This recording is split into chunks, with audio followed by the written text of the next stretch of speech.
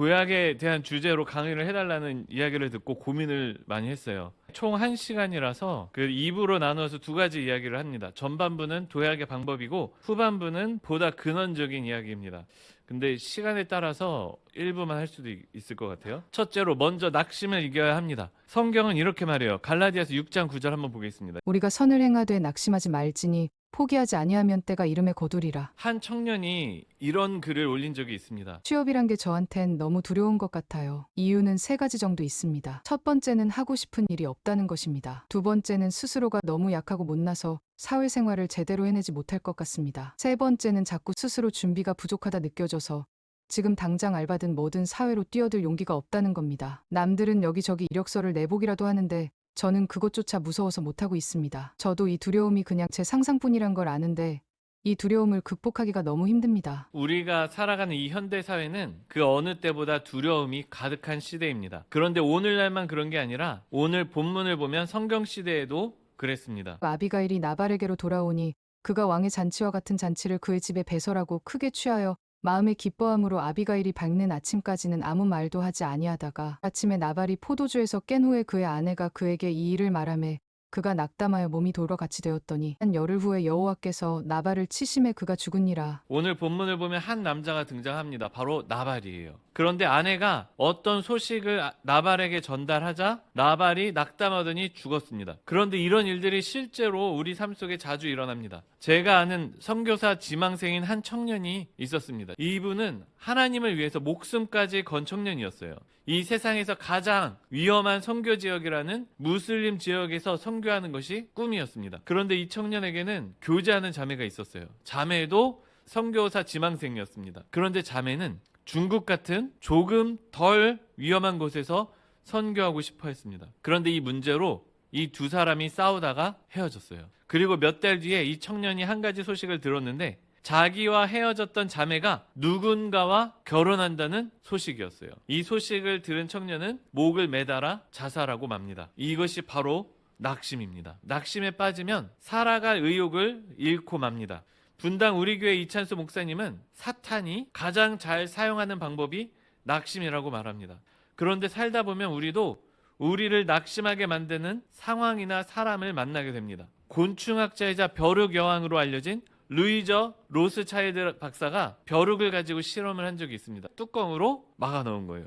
근데 이 벼룩은 자기 몸의 100배인 30cm까지 뛰어오를 수 있는 능력이 있었어요. 근데 이거를 10cm도 안 되는 컵에다 넣고 막아버린 거예요.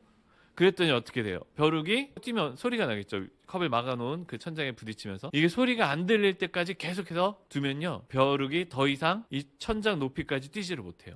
그러고 나서 유리컵에 막고 있던 뚜껑을 치워버리면 자기가 뛸 수 있는 높이의 3분의 1도 안 되는 높이인데도 불구하고 이 벼룩이 더 이상 그 높이까지 뛰지 못하게 되더라. 이것이 바로 로스차일드 박사가 이야기한 것입니다. 이것이 바로 낙심이에요. 나는 이 이상 더 높이 뛸 수 없을 거야 라는 것을 세상에 계속해서 주입했을 때 그 높이까지 뛰지 못하는 거. 또 하나가 있어요. 코끼리. 서커스단에서 코끼리를 훈련시키는 방법이 있어요. 아주 어린 시절부터 코끼리 발목에 밧줄을 묶어서 바닥에 박아 놓는 거예요. 이 코끼리가 힘이 엄청 세잖아요. 근데 어렸을 때는 그만큼 세질 않으니까 벗어나지는 못하는 거예요. 근데 이 코끼리가 자라고 자라서 성인 코끼리가 되었을 때 이 밧줄 정도는 쉽게 뽑아낼 수 있는데도 불구하고 자기 한계 속에 갇혀가지고 이 서커스단 안에 갇혀 있게 된다는 거예요. 이것은 곤충이나 동물만이 아니라 마틴 셀리그만 박사에 의하면 인간 역시 마찬가지라고 했어요. 무기력이 학습되면 자기의 능력을 발휘하지 못하고 산다고 하는 것입니다. 근데 성경에 보면 민족의 위대한 지도자인 모세도 이 무기력이 학습되어서 낙심한 것을 볼 수 있습니다. 하나님께서 위대한 일을 시작하시려고 모세를 찾아갔지만 모세는 이렇게 말합니다. 모세가 대답하여 이르되 그러나 그들이 나를 믿지 아니하며 내 말을 듣지 아니하고 이르기를 여호와께서 내게 나타나지 아니하셨다 하리이다. 하나님은 지금 시작도 하지 않으셨는데 자기 혼자 실패해서 낙심했습니다. 우리도 마찬가지예요. 그래서 하나님은 우리에게 이렇게 말씀하십니다. 두려워하지 말라. 내가 너와 함께 함이라. 놀라지 말라. 나는 내 하나님이 됨이라. 내가 너를 굳세게 하리라. 참으로 너를 도와주리라. 참으로 나의 의로운 오른손으로 너를 붙들리라. 모세는 실패 때문에 낙심했는데 사실 모세가 낙심했던 것에는 한 가지 이유가 있습니다. 뭐냐면 모세는 자기의 장점이 아니라 단점을 봤습니다. 여기서 알 수 있는 사실이 한 가지 있습니다. 낙심한 자들의 특징, 바로 내 단점만 봅니다. 모세가 여호와께 아뢰되 오 주여 나는 본래 말을 잘하지 못하는 자니이다. 주께서 주의 종에게 명령하신 후에도 역시 그러하니 나는 입이 뻣뻣하고 혀가 둔한 자니이다. 지금 여기서 모세는 자기 단점만 열심히 찾고 있습니다. 난 이래서 못한다 라고 이야기를 해요. 이 자의식 과잉이라는 게 있어요. 다른 사람들은 나에 대해서 아무런 관심이 없는데 나 혼자 걱정이 되는 거예요. 남들의 시선이. 우리가 아주 그지 같은 옷을 입고 밖에 나가면 알 수가 있어요. 머리를 아주 그지같이 하고 밖에 나가면 알 수가 있어요. 모든 사람이 내 이상한 패션 센스를 비웃는 것 같아요. 사람들이 내 실수만 보고 내 잘못된 것만 보는 것 같다고 생각하는 것. 이것이 자의식 과잉 중에 하나입니다. 그런데 실제로 사람들은 우리의 실수에 아무런 관심이 없어요. 그래서 우리는 자의식 과잉, 자기중심성에서 벗어나야 이 낙심에서 벗어날 수 있습니다. 그런데 하나님께서 이 자기중심성, 자의식 과잉, 내 단점만 보는 거, 여기서 벗어나도록 하기 위해 하신 방법이 있었는데 간단하게만 설명하자면 먼저 하나는 바로 모세의 지팡이였어요. 모세의 지팡이를 주셨더니 어떤 일이 발생하느냐? 자신의 능력을 의지하지 않고 하나님의 능력을 의지하게 만든 것입니다. 이 아말렉과 싸울 때 그런 일이 있었죠. 모세가 이 지팡이를 하나님께 들었을 때 하나님께서 이기게 하셨다는 거예요. 자기 자신을 바라보지 않고 하나님을 바라보게 만드신 거예요. 하나님을 바라보고 하나님의 능력을 의지하면 낙심에서 벗어날 수 있습니다. 그런데 이게 쉽지 않아요. 모세도 계속해서 이야기를 합니다. 못하겠다고. 그러자 하나님께서 하신 두 번째 방법이 있었는데 공동체를 주셨어요. 그때 하나님이 말씀하신 게 무엇이냐면 너의 형 아론이 있다. 이게 참 이상한 게 내 곁에 한 사람이 있다는 게 위로가 됩니다. 그래서 여기 계신 분들은 내 곁에 있는 한 사람, 하나님의 공동체를 찾으실 수 있기를 소망합니다. 둘째로 인내로서 끝까지 경주해야 합니다. 교회나 사회에서 체육대회를 하다 보면 40대 이상 되시는 분들이 많이 다칩니다. 한 번도 운동을 한 적이 없다가 20대 때를 생각하고 공을 발로 찼다가 또는 갑자기 뛰다가 인대가 끊어지거나 하는 경우를 종종 볼 수가 있습니다. 왜 그러냐면 한 번도 운동을 안 하다가 갑자기 해서 그래요. 만약에 규칙적으로 운동을 했으면 다치지 않았을 거예요. 평소에 운동을 해서 근육 상태가 좋은 사람이라면 갑자기 뛴다고 해서 근육이 파열되거나 하지 않습니다. 그런데 우리 신앙도 마찬가지예요. 무언가를 꾸준히 하고 있어야 체육대회 때 활약하는데 아무것도 안 하다가 갑자기 하려고 하니까 넘어지는 거예요. 이때 포기하면 아무것도 못합니다. 그런데 많은 사람들이 한번 해보고 다쳤다고 포기하는 거예요. 공부도 그렇죠. 공부도. 호주에서 어학연수를 하다가 보면 이런 친구들을 보게 됩니다. 한번 영어 학원 나왔는데 자기 실력이 너무 떨어지는 거예요. 영어 한마디 말도 못하는 거예요. 그러면 어떻게 되느냐? 영어를 포기합니다. 원래 처음 하면 못하는 게 당연한데 못하는 게 부끄러워서 포기하는 거예요. 그리고는 수백만 원 내고 들어온 영어 학원을 안 나오기 시작합니다. 진짜 그런 사람들이 많아요. 엄청 많아요. 2달이 지나서 그 친구들을 보면 그 친구들의 실력은 하나도 안 자라있어요. 저는 어땠냐? 저도 영어를 하다가 아무리 해도 안 되는 거예요. 영어를 하다가 너 영어 못한다. 아랫반으로 내려가 해서 강등돼서 내려왔어요. 저 그게 억울해가지고 죽을 둥 살 둥 공부를 했었어요.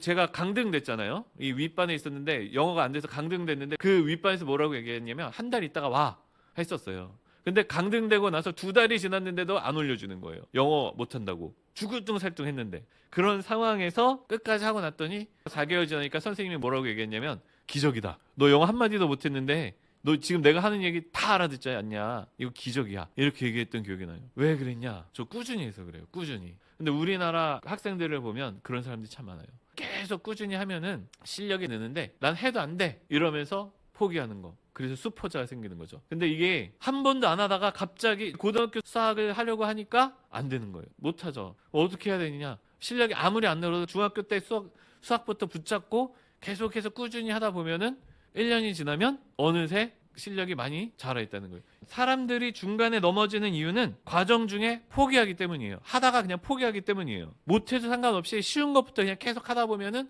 되는데 포기하기 때문에 넘어지는 겁니다. 우리나라 만화가 중에 이현세 씨라는 분이 계세요. 우리나라에서 천재 만화가로 유명한 사람이에요. 근데 이분이 하셨던 얘기 중에 그런 얘기가 있어요. 어렸을 때는 자기보다 잘 그리는 천재 만화가들이 많았다고 합니다. 그 중에 한 명은 어떤 천재였냐면 한 달 내내 술만 마시고 있다가 갑자기 며칠 휘갈겨서 가져오는 원고로 자기가 열심히 만든 원고를 휴지로 만들어 버렸다고 해요. 그래서 이현세 씨가 나는 재능이 없어 이러면서 원망도 하고 이를 악물고 그 친구와 경쟁도 해봤지만 시간이 갈수록 상처만 커져갔다고 해요. 근데 끝까지 만화가의 길을 고수하다 보니까 그 친구는 만화의 길에서 사라져버렸어요. 그리고 자기는 10년, 20년 지나고 났더니 그 친구를 추월해 있었다고 합니다. 그래서 우리는 이겨낼 수 없는 경쟁자를 만나거나 시험이 다가올 때 인내해야 합니다. 굳이 그 친구랑 싸울 필요가 없어요. 내 주변에 있는 친구들이 나보다 공부 잘한다고 해서 신경 쓸 필요가 없어요. 그냥 나는 내 공부하면 됩니다. 수학, 영어 등등을 하다 보면 갑자기 실력이 정체되는 구간이 있어요. 그때 많은 사람들이 포기하는데 그때 포기하지 않는 사람이 도약을 합니다. 영어 공부를 다시 예로 들어보면 실력이 늘지 않는 사람들은 매일 새로운 방법론을 찾아다닙니다. 이번에는 진짜 다르다며 새로운 방법론을 이야기를 해요. 그 친구들하고 이야기를 하면요, 말하는 거 들어보면 설득력이 있어요. 어떤 친구는 야 너처럼 단어 백날 외워봤자 소용이 없다. 어떤 친구는 문법 필요 없다. 그렇게 해서 영어가 되겠냐. 말 한마디도 못하지 않냐. 뭐 꼬리에 꼬리를 무는 영어를 해야 된다느니 천일문 해야 된다느니 계속해서 방법론만 가져오는 친구가 있어요. 근데 그렇게 말했으면 해야 되는데 안 해요. 안 합니다. 다시 만나면 이번에는 다르다고 하면서 새로운 방법론을 가지고 와서 이야기를 해요. 그러고 4년이 지났는데 그 친구는 한마디도 못하고 저는 그래도 외국인이 하는 얘기 대충 다 알아듣습니다. 왜냐? 이 친구는 실력이 정체되는 구간에서 견디지 못한 거예요. 그 사람들은 영원히 실력이 늘지 않습니다. 그렇다면 누구 실력이 느느냐? 어떤 방법론이든 상관없이 그냥 꾸준히 하는 사람이 실력이 늡니다. 신앙도 마찬가지예요. 정책이라는 구간이 왔을 때 방법이 잘못되었다고 핑계내며 멈추는 것이 아니라 묵묵히 그 구간을 지나가는 자만이 도약을 경험합니다. 공부도 마찬가지입니다.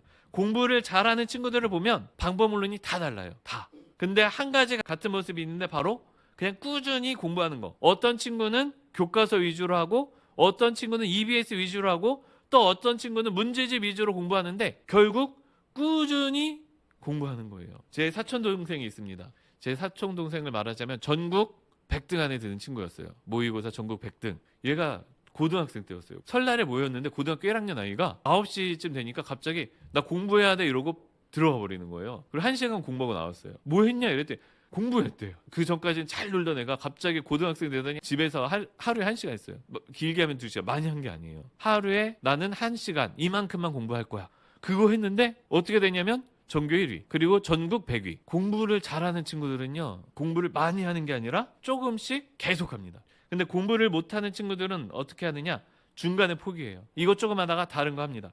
자, 그래서 말씀을 한번 보겠습니다. 이러므로 우리에게 구름같이 둘러싼 허다한 증인들이 있으니 모든 무거운 것과 얽매이기 쉬운 죄를 벗어버리고 인내로써 우리 앞에 당한 경주를 하며 믿음의 주요 또 온전하게 하시는 이인 예수를 바라보자. 그는 그 앞에 있는 기쁨을 위하여 십자가를 참으사 부끄러움을 개의치 아니하시더니 하나님 보좌 우편에 앉으셨느니라. 인내로 경주를 하라라는 말은 신앙생활이 장거리 마라톤이라는 것을 의미합니다. 아까 만화가 이현세 씨 이야기를 했는데 이현세 씨가 한 이야기가 바로 이거예요. 천재를 만나면 굳이 지금 싸워서 이기려고 하지 말라는 거예요. 단거리 경기라면 지금 싸워서 이겨야겠지만 인생은 마라톤이라는 거예요.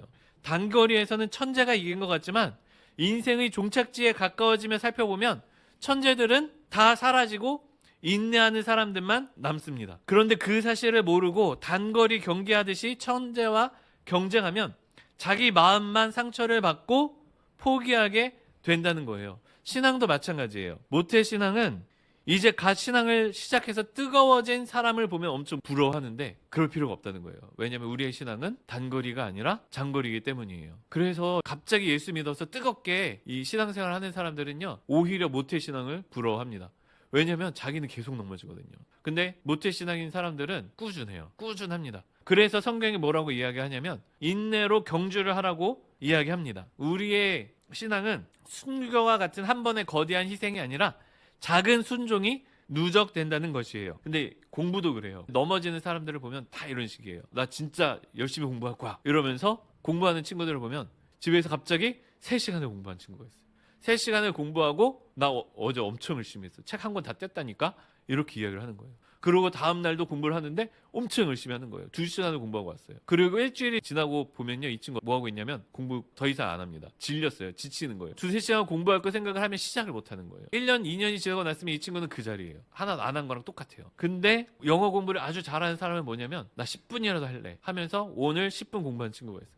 왜냐? 1시간을 하고 나면 다음날 안 하게 되는 거예요. 그래서 영어를 잘하는 사람들은 하루에 1-2시간 많이 하는 게 아니라 하루에 10분이라도 계속 하는 사람이 영어를 잘하게 됩니다. 운동도 마찬가지예요. 첫날인데 갑자기 5시간을 운동한 친구가 있어요. 그 친구는 다시는 운동 안 해요. 근데 스쿼트 20개만 할래. 이런 친구들이 하게 된다는 거예요. 그래서 도약을 이야기할 때 많은 사람들이 오해를 하는 게 작은 것을 꾸준히 하는 것이 도약이지 갑자기 큰 걸 하는 게 도약이 아니에요. 갑자기 내 모든 습관을 다 바꿔버리겠어. 하루에 1시간씩 영어 공부를 하겠어. 이게 도약이 아니라 나 하루에 5분씩 영어 공부할래. 이것이 도약입니다. 셋째는 이것이에요. 한번 읽어보겠습니다. 나를 죽이지 못하는 고통은 나를 더욱 강하게 만든다. 성경에서 하나님이 고난을 주시는 이유 중 하나가 바로 이것입니다. 그래서 야고보서는 이렇게 말합니다. 내 형제들아 너희가 여러 가지 시험을 당하거든 온전히 기쁘게 여기라. 이는 너희 믿음의 시련이 인내를 만들어내는 줄 너희가 알미라. 인내를 온전히 이루라. 이는 너희로 온전하고 구비하여 조금도 부족함이 없게 하려 함이라. 우리나라가 진짜 아주 시련이 많은 나라예요. 극단적인 예를 들면 1950년 장진호 전투라는 것이 있어요. 미국 해병대가 준공군보다 힘들어했던 게 뭐냐면 혹한. 우리나라 그래서 혹한기 훈련을 하잖아요. 이때 최저 온도가 마이너스 45도였대요. 그리고 장진호 전투가 발생하기 100일 전에 대구의 낙동강 전선에서는 온도가 35도. 여서 시체 썩는 애가 진동했다고 합니다. 그래서 우리나라는 무기 만드는 게 엄청 힘들어요. 왜냐하면 전쟁 때 북한이랑 싸우게 될 때면 견뎌야 되는 게 온도예요. 마이너스 45도와 영상 40도를 견뎌야만 제대로 사용할 수 있는 거예요. 우리나라에서는. 그런데 이것을 견뎌냈을 때 무슨 일이 발생하느냐? 한국의 방산 산업이 엄청난 발전을 이루게 됩니다. 그래서 우리나라 무기는요, 이스라엘에서도 쓸 수 있어요. 더운 지역에서도 쓸 수 있고 우크라이나에서도 쓸 수가 있습니다.